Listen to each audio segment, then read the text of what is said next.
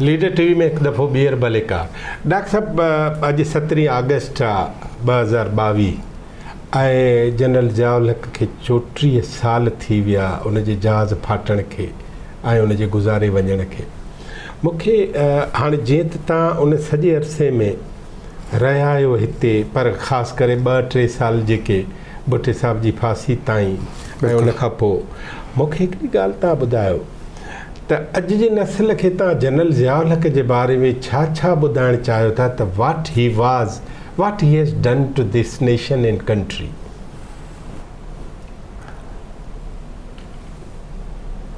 इहा हक़ीक़त आहे इम्प्लिकेशन हर शइ जी थियनि थियूं इहा हक़ीक़त आहे त इन अ वेरी नेगेटिव सेंस जेको शैडो ज़ियाउल हक़ इन मुल्क ते छॾियो आहे मुंहिंजे ख़्याल में आई मे बी रॉन्ग पर मुंहिंजे ख़्याल में को माण्हू जंहिं इन मुल्क ते हुकूमत कई आहे क़ाइदे आज़म हुजे ऐं लियाक़त अली ख़ान हुजे ऐं ज़ुल्फ़िकार अली भुट्टो हुजे या मुशर्रफ हुजे बेनज़ीर भुट्टो हुजे नेगेटिव इम्प्लिकेशन जेके थियूं ज़ियाउल हक़ जे ज़माने जूं इहा क़ौम उन खे सालो साल लोड़ींदी एब्सोल्युटली नेगेटिव इम्प्लिकेशन मूंखे यादि आहे मूंखे चङे नमूने में यादि आहे त हैदराबाद खां वेंदे ताईं वञो पिया टंड मोहम्मद ख़ान त खथड़ में असांजी बनियूं आहिनि उन खां पोइ थोरो अॻियां हलो था त उन ज़माने में हिकिड़ो जुलूस निकितो हो ॻोठाणा छोकिरा बीठा उन सां मुंहिंजी बीह रहियसि ऐं मुंहिंजे ख़्याल में को 15 मिंट बीठासीं त पुलिस अची वई ॿिनि हमराहनि खे जेको आहे सो अरेस्ट करे वठी हली असीं बची वियासीं भॼी वियासीं पर महीने खां पोइ उहो छोकिरो मूंखे मिलियो you may or may not believe this it may look like a drama to you today but उन्हीं जूं ही हैड 7 फ्रैक्चर्स उन जी आङुरियुनि में 7 फ्रैक्चर हुया कंबाइंड अॼु माण्हू चवनि था त अॼु जेको हिसाब किताब आहे माण्हू खॼी था वञनि ही थो थिए हू थो थिए इहे सभु उन जी इम्प्लिकेशन्स आहिनि हुतां इहो सिलसिलो स्टार्ट कयो तव्हां you may ignore what I am saying today but उन्हें हमरा भी करे उन रस्ते ते बैनर खयोसि हिकिड़ो जमहूरियत बहाल करियो बसि न को नारो हयो हुई न का ॻाल्हि कई न को कुझु कयो हुई रुगो इहो बैनर खणी बीठो जमहूरियत बहाल करियो ऐं न को कंहिंजे ख़िलाफ़ न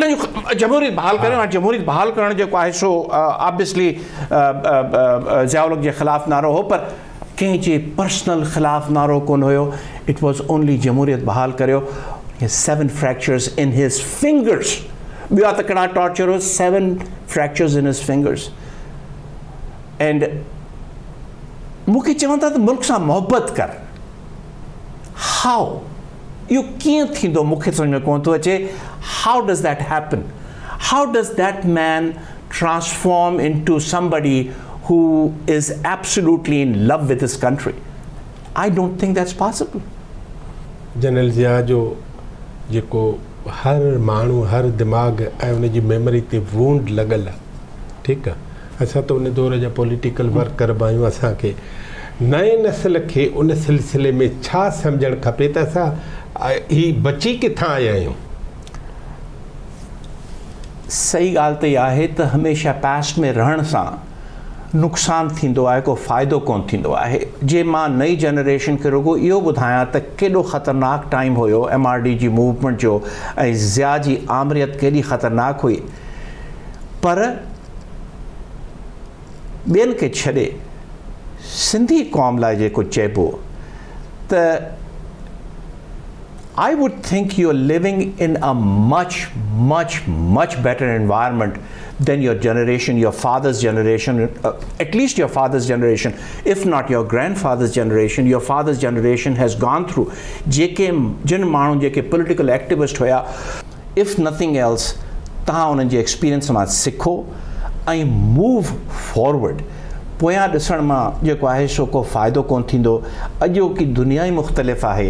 अॼु जा हालात मुख़्तलिफ़ आहिनि. You have to look at the bright aspect. There is, मां पंहिंजी ॻाल्हि थो करियां वरी. मां जेल में हुउसि, उहो किसो ॿियो आहे, पर मूंखे अल्टीमेटली राति जो 12 बजे धारे ॾिसां त साईं पियो अचे, साईं आलमाणी साहब जेके माण्हू सुञाणनि था, एम ए आलमाणी जेको आहे, डॉक्टर एम ए आलमाणी सो अचे पियो. छोकिरा तोखे थियो छा आहे, छो पियो इहो? I was tortured that day, absolutely tortured that day. That man took me to his office and sat me down and convinced me त इहो सभु कुझु करिणो अथई, पर वञ पहिरीं पोस्ट ग्रेजुएशन करे अचु, पंहिंजो पाण खे ठाहे, before you can tell other people what to do. You have to be something before you. ऐं मूं हुनजी ॻाल्हि ॿुधी, उन खां पोइ जेको आहे सो I never look back and move forward. ऐं अहिड़ा माण्हू जेके आहिनि से मॉडल असांखे खपनि सिंध में, जेके जनरेशन्स खे थोरो अॻियां मूव कनि. पोयां ॾिसण मां जेको आहे सो को फ़ाइदो कोन्हे. दुनिया तमामु अॻियां वधी वई आहे, ऐं जे अॻियां न वधियासीं त असांजो हाल जेको आहे सो तमामु ख़राबु थियणो. माना अवां हीअं था चओ त माज़ी खे विसारजे त न? माज़ी खे बिल्कुलु न विसारजे, माज़ी मां सिखजे, पर हुन में रहिजे न. मतिलबु माण्हू जे पास में रहंदो त मुंहिंजे ख़्याल में अॻियां न वधी सघंदो. नाज़रीन, हिकिड़े नंढड़े वक़फ़े खां पोइ वरी हाज़िर था थियूं. ऐं असां त जेको पहिरियां एंट्रो ॾिनो आहे, ऐं हिन जा जेके वालदेन आहिनि, हिंदुनि मां मुस्लमान थियण जूं कहाणियूं आहिनि, उहे हाणे वरी बाक़ी जनरल ज़ियाउल जो ॾींहुं हो अॼु, गुज़ारे वञण जो त ज़रूरी हो त इहा यादि बि कजे मरहूम मग़फ़ूर मर्द मोमिन मर्द हक़ खे. इन करे असां सां गॾु रहिजो.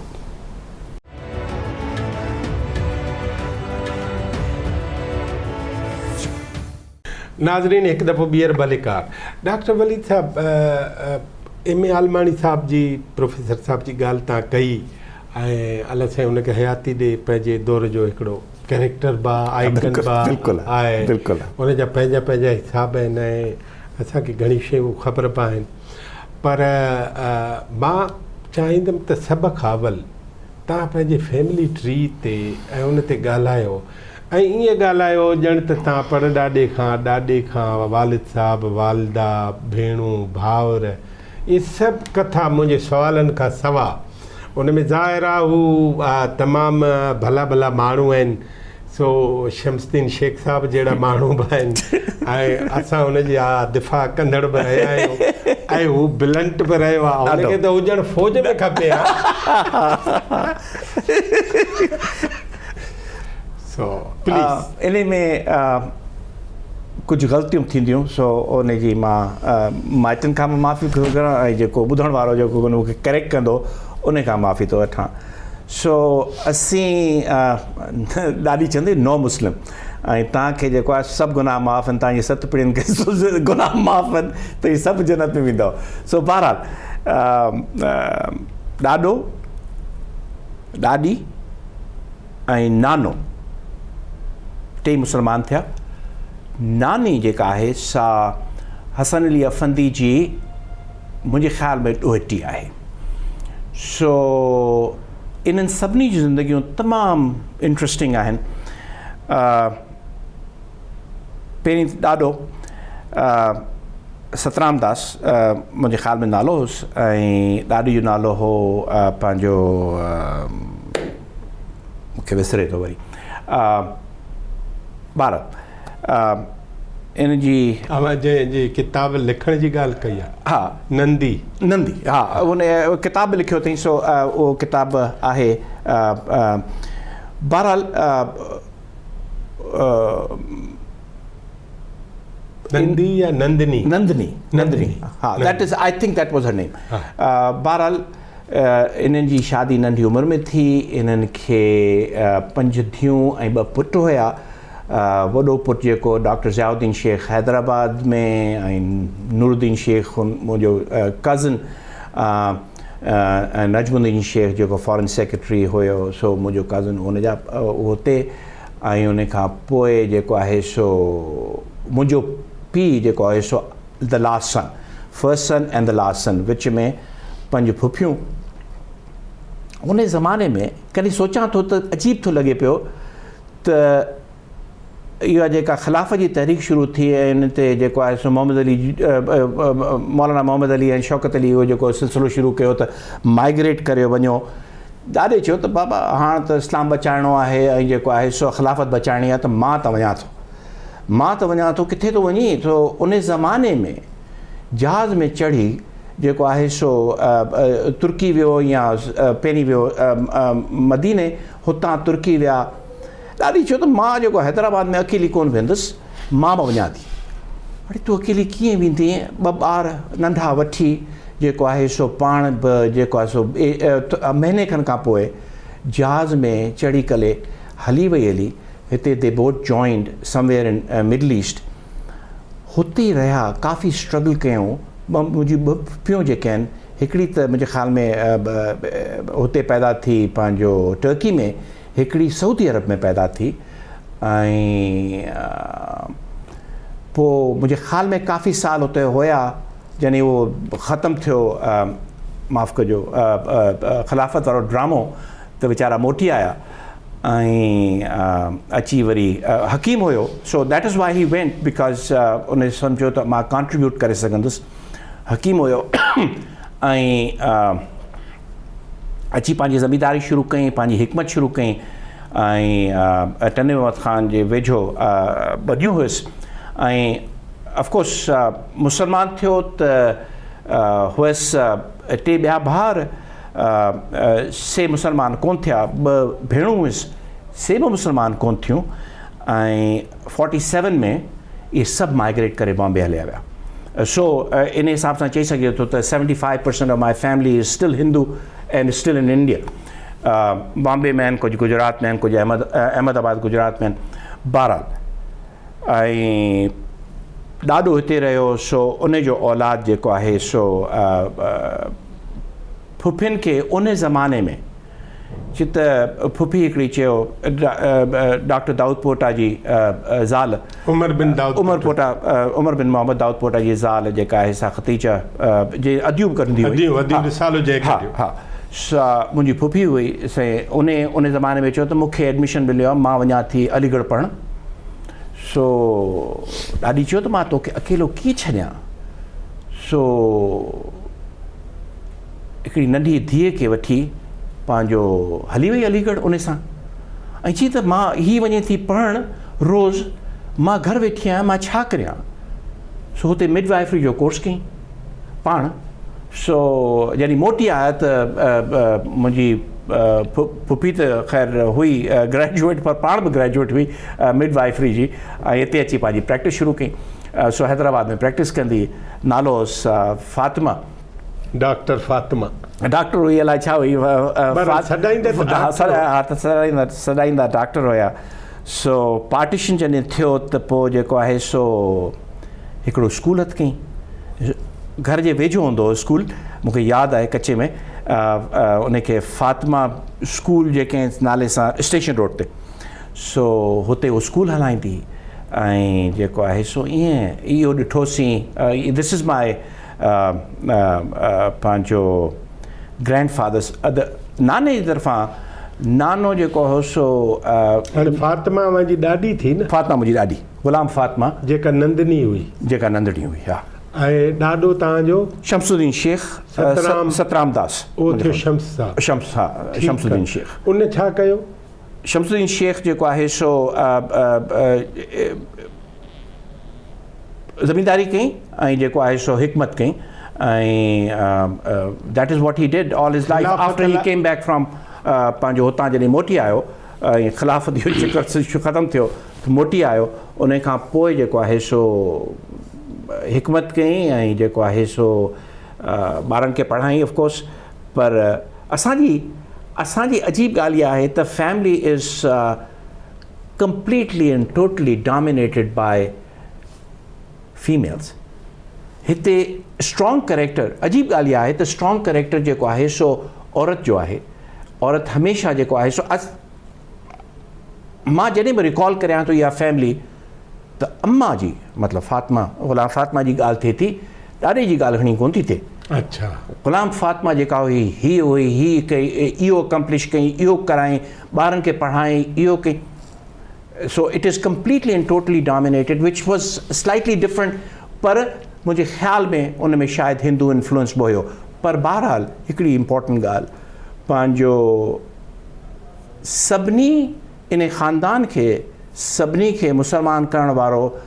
ॾाॾी जो पीउ हुयो जंहिंजो नालो हो शेख रहीम ऐं इंट्रस्टिंग ॻाल्हि इहा आहे त शेख रहीम जो भाउ हुयो पंहिंजो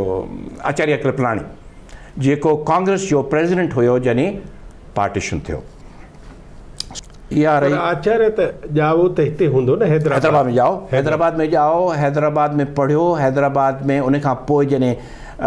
गांधी सां एसोसिएट थियो त पोइ हलियो वियो इंडिया पार्टीशन खां पोइ रहे वियो हुते ऐं मुख़्तलिफ़ जायुनि मां इलेक्शन विढ़ियईं ऐं हमेशह खटियो ऐं जेको आहे सो अजीब I think it was 3 constituencies जेको मूं हुनजो किताबु पढ़ियो हुन में ऐं मुख़्तलिफ़ जायूं हुयूं इंडिया जूं because he was big Congress leader तो हर जाइ तां इलेक्ट पियो थियो कंहिं मुंहिंजे ख़्याल में हुन खां कोन पुछियो त सिंधी छा पियो करी हिते आचार्य ते पोइ था ॻाल्हायूं मूंखे हिकिड़े सुवाल जो जवाबु वक़्फ़े वञण खां अवांजो ॾाॾो अवांजी ॾाॾी पोइ ॿार हुते जावा बि मदीने में या मके में या तुर्की में त उते हुननि जो तालुक़ु इंटरनेशनली किन वॾनि माण्हुनि सां थियो आहे का अहिड़ी ॻाल्हि तव्हांजी मां तव्हांखे रेफर कंदुसि मुंहिंजी आत्म कहाणी जेका आहे सा पाण लिखी अथई ऐं उन में काफ़ी रेफरेंसिस आहिनि ऐं उहा किताबु अवेलेबल बि हुई हाणे प्रिंट में आहे उनजो ट्रांसलेशन अंग्रेज़ी में बि थियो ऐं सिंधी में हुई ओरिजिनली जेका ट्रांसलेट थी आहे मूंखे वधीक डिटेल्स यादि कोन्हनि मूं पढ़ियो हुयो मुंहिंजे ख़्याल में 20-25 साल थी विया पढ़े हुन किताब खे मूंखे सही तरीक़े सां यादि कोन्हे पर उहो किताबु अवेलेबल आहे फॉर रेफरेंस नाज़रीन इन किताब ते बि कॾहिं पाण इहो किताबु हथु करे ॻाल्हाईंदासीं ऐं हीअ जेके सतराम शमसीन शेख ऐं नंदनी में ग़ुलाम फातिमा थिया त उन्हनि पोइ हिते छा कयो हिकिड़े वक़्फ़े खां पोइ पाण इन ते ॻाल्हाईंदासीं वलीद शेख साहिबु असां सां गॾु आहे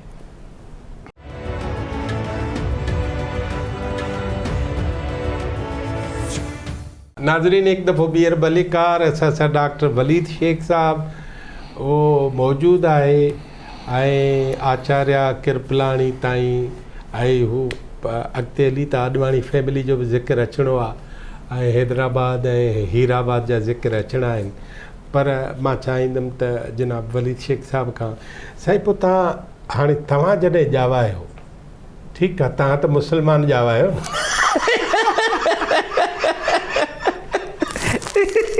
न चवनि था वजह शोहरत कोन्हे चवनि था अच्छा हाणे अव्हांजा वालदेन उन्हनि जो तारुफ़ करायो इमीडिएट वालदेन सईद अहमद शेख शमसुद्दीन शेख जो पुटु ऐं ज़ुबैदा सुल्ताना शेख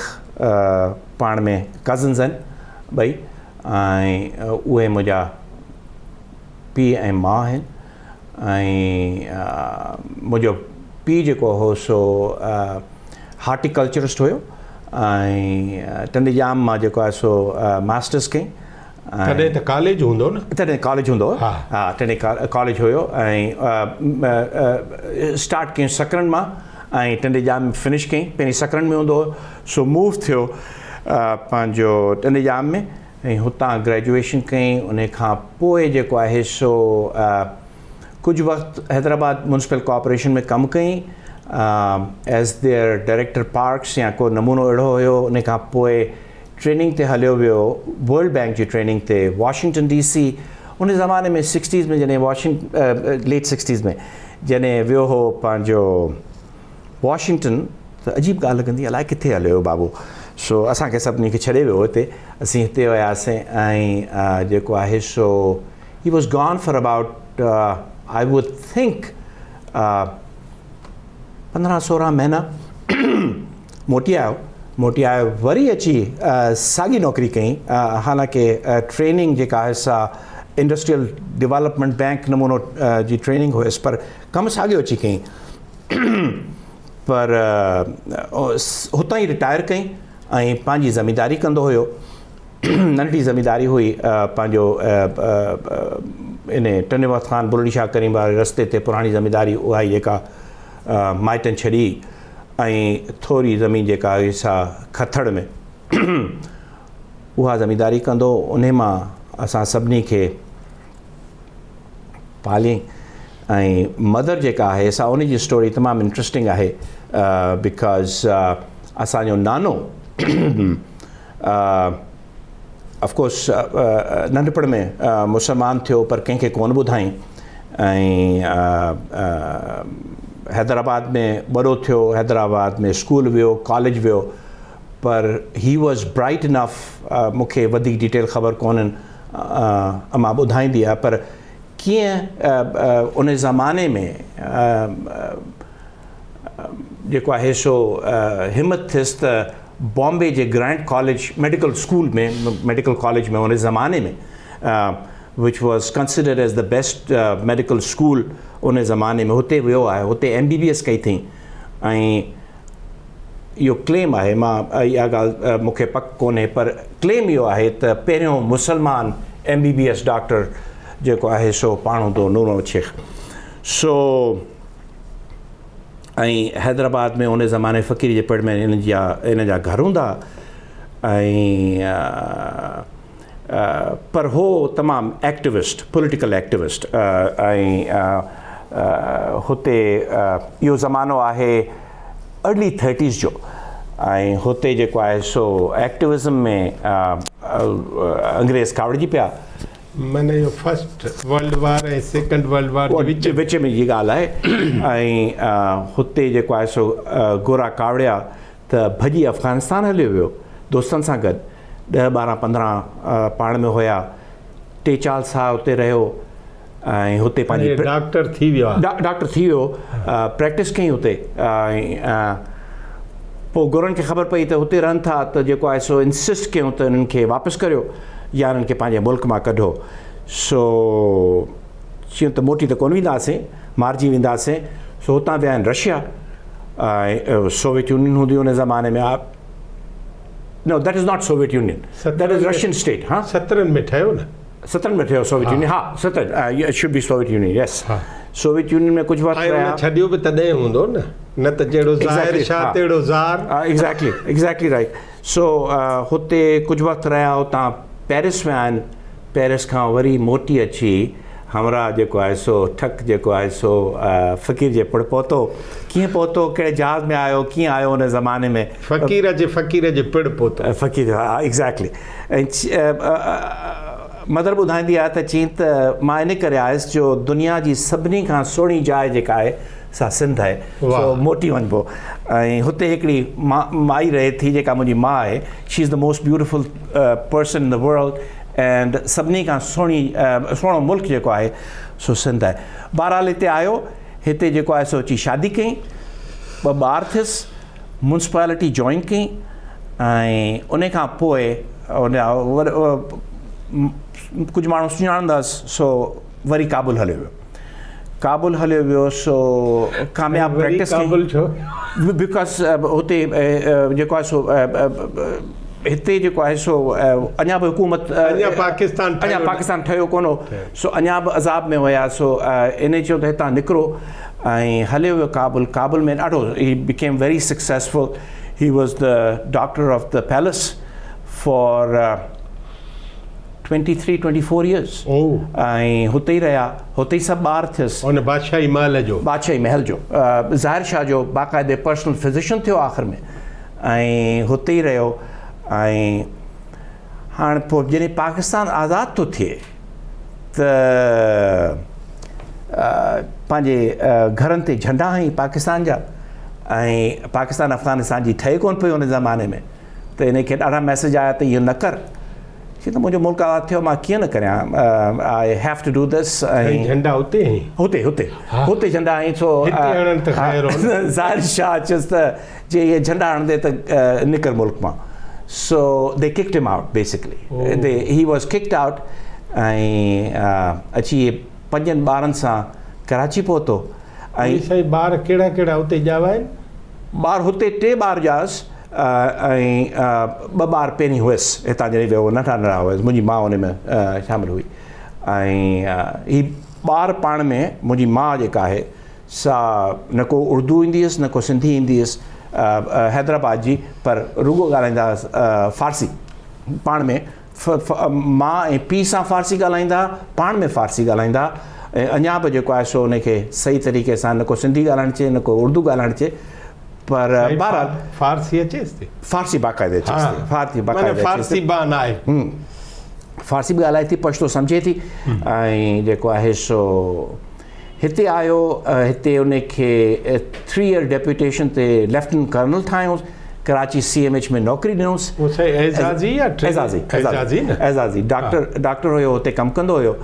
सो उहा 3 साल ख़तमु थियसि त पोइ जेको आहे सो अब्दुल मजीद सिंधी चयुसि त न तूं जेको आहे सो रिटायर न थी तोखे असीं हैदराबाद में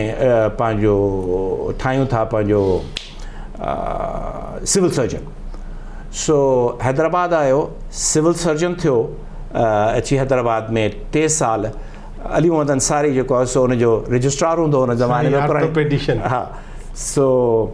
हुतां रिटायर कई ऐं पोइ जल्दी गुज़ारे वियो I wish I could have talk to him ऐं कुझु लिखे हा तमामु ज़बरदस्त कहाणी हुनजी पर इहे सभु ॻाल्हियूं ॿुधल आहिनि and lot of things may be wrong here साईं कुझु बि लिखियो अथसि कुझु कोन लिखियो अथई इहो जेको आहे सो ऐं मूं कल्ह पुछो मदर खां त तव्हां सां वेही ॻाल्हाईंदो चई त सफ़ा कोन ॻाल्हाईंदो इहे ॻाल्हियूं असांजियूं ॿुधल आहिनि इहे सभु ॻाल्हियूं असांजी ॿुधल आहिनि कॾहिं बि इहा ॻाल्हि कोन कई त मूं छा कयो कीअं कयो किथे वियुसि छा कयुमि न उनजे बरख़िलाफ़ ॾाढी असांखे विहारे सभु कुझु ॿुधाईंदी त कीअं थियो छा थियो ॾाॾे छा कयो मूं छा कयो किथे ऐं किताब लिखी पर ॾाढो नानो त ख़ैर मूं ॾिठो बि कोन I was only 3 years old when he died so that is the story तव्हांजे अम्मा ज़ुबैदा सुल्ताना ते हिकु वक़फ़े खां पोइ ॻाल्हायो ओके नाज़रीन सां गॾु रहिजो